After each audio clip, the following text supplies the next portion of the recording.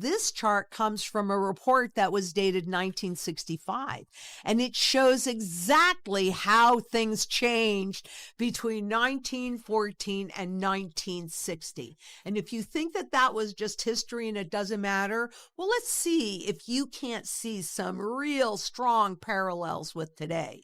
Because this is when a brand new monetary system was born. And today we're watching stable coins grow fast. The goal is from 125 billion today to over 2 trillion in 2.5 years by 2028. By 2028. Doesn't that sound familiar to you? And it's just like, frankly, when fiat money first took off. Take a look at it. And let me just paint a broader picture, because gold was used to back our money originally. But then the private Federal Reserve, which is neither federal nor does it hold reserves, well, they created a new system. And instead of using gold, they used debt. In the 1920s, people were flooded with easy credit and fake wealth. Today, tokens and stablecoins are doing the same thing, creating the illusion of safety while shifting risk onto the public and taking more control. Now, if you own gold or silver, pay close attention, because right now, history is repeating itself in front of our eyes. A century ago, America abandoned sound money, gold-backed dollars, for a system built entirely on debt. And today, that same cycle is returning, only this time it's digital. Stablecoins, central bank digital currencies, and so-called programmable money are rising fast, creating the illusion of safety while giving central authorities more control than ever before. Lynette Zang warns, this isn't just a monetary shift, it's a reset. A global transition where what you hold, how you spend, and even whether you can spend will soon depend on digital permission. And if you think that's far-fetched, look at what's happening right now. Gold is hitting record highs. Silver is closing in on $50. This is the kind of environment where real money, gold and silver, reclaims its place in history. I remind you that our forefathers had experienced currency debasement and abuse, which is exactly why only gold and silver is in the Constitution. They knew that sound money, which cannot be inflated away, would protect a level and fair economy for all, because commodity money, sound money, gold and silver, perform 4 critical functions that are required for financial stability for all.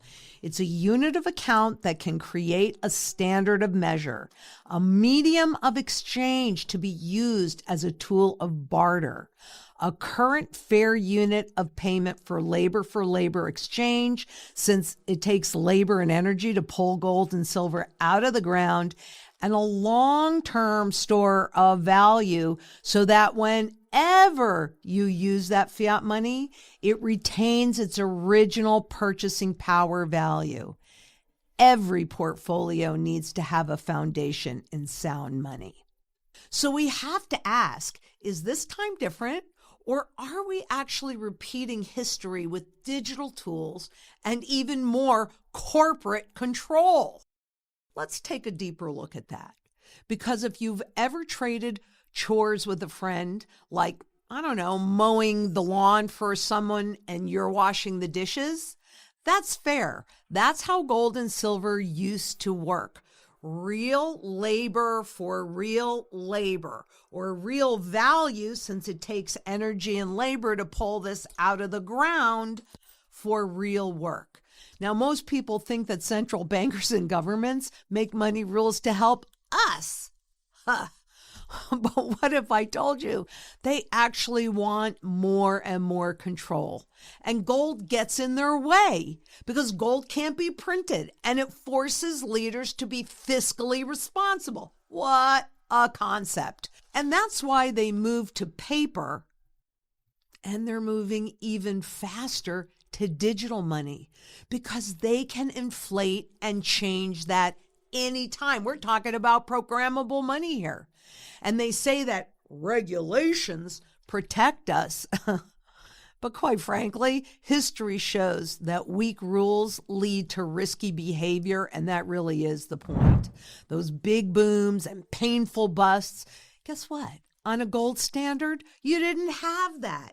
You just had the natural ebb and flow of a supply and demand economy. No wild swings. Now, he uses history as an example without even realizing that what he's actually doing is sketching out the life cycle of this fiat money experiment. He's using the Great Depression, which was the culmination of the beginning, and we're going to talk about that today with the kickoff in 1914. Then he goes on to the savings and loan crisis, which will be part 2 of this series. And that was the transition from a gold-backed system into a pure debt-based system. And then the end, the great financial crisis, which is frankly when the system died and was just put on the free money life support to buy time for the next system to be readied. And guess what?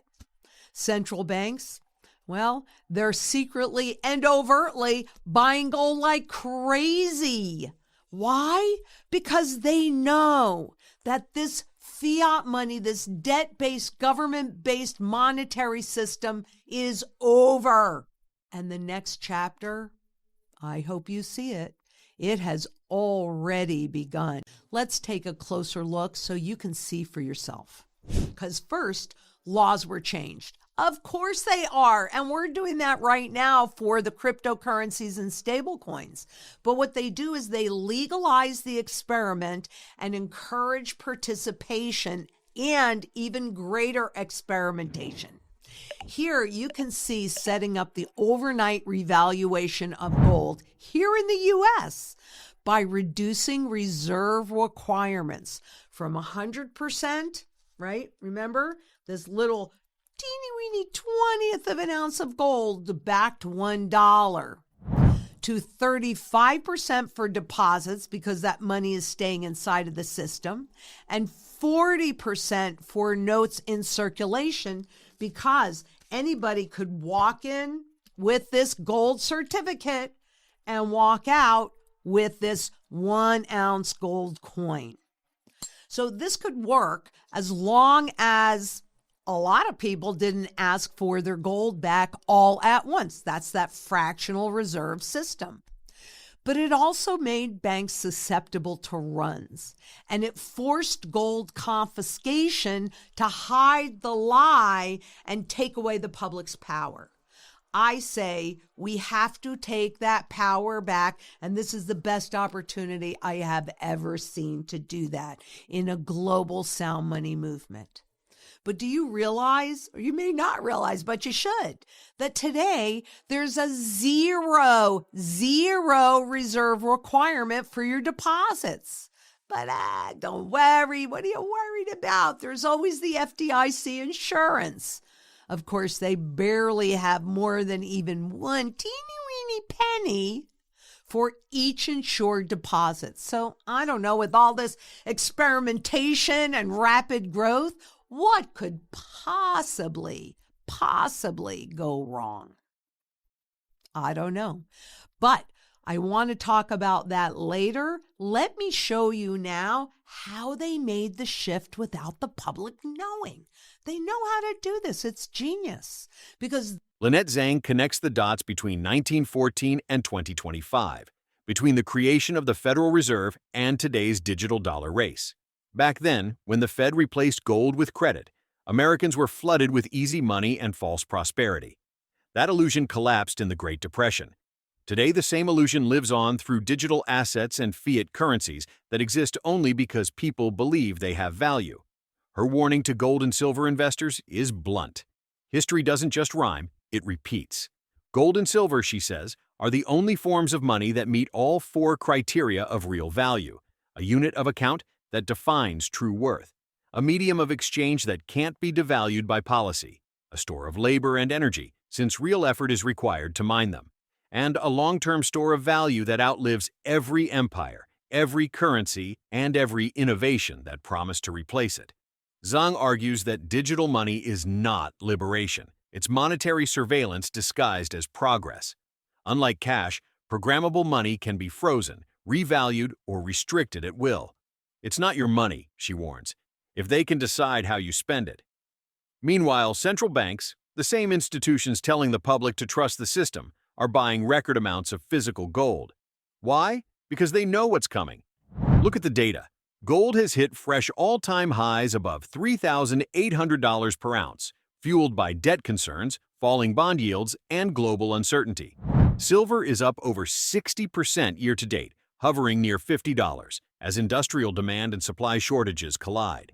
UBS and HSBC have both raised their 2025 forecasts. UBS expects gold at $4,200, silver above $55, citing surging central bank demand and weakening Western currencies. Even the UK and European markets are seeing record premiums on physical metals, signaling supply stress that's eerily similar to 2011. Zang calls this the final chapter of the debt experiment.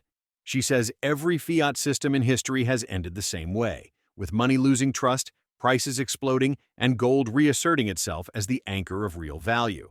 Her advice? Stop waiting for permission. Become your own central bank. Hold physical gold and silver, not ETFs, not paper contracts, and definitely not tokenized promises tied to government databases. This chart comes from a report that was dated 1965, and it shows exactly how things changed between 1914 and 1960. And if you think that that was just history and it doesn't matter, well, let's see if you can't see some real strong parallels with today. Because this is when a brand new monetary system was born. And today, we're watching stable coins grow fast. The goal is from 125 billion today to over 2 trillion in 2.5 years by 2028. By 2028. Doesn't that sound familiar to you? And it's just like, frankly, when fiat money first took off. Take a look at it. And let me just paint a broader picture, because gold was used to back our money originally. But then the private Federal Reserve, which is neither federal nor does it hold reserves, well, they created a new system. And instead of using gold, they used debt. And that means that money was created by borrowing it into existence. And guess what? When you borrow money, what do you have? You have interest on that money and inflation, devaluation built in, because you've got to create more money to make up for more growth. And guess what? That system steals your time and your energy. And what else do you really have to barter with but your time? Here's how it worked. Gold was the real value. Corporations gave the Fed their debt, and then the Fed turned that debt into new money, the Federal Reserve note. Corporations loved it, but the risk? Well, it got passed on to the public, the regular Joe. Most folks didn't realize or notice because they got easy credit and lots of new money. So it felt like everyone was getting rich. Happy days are here again. And they said that during the Roaring 20s. Do you remember that period of time? But behind the scenes, big companies dumped their risky stocks onto the public.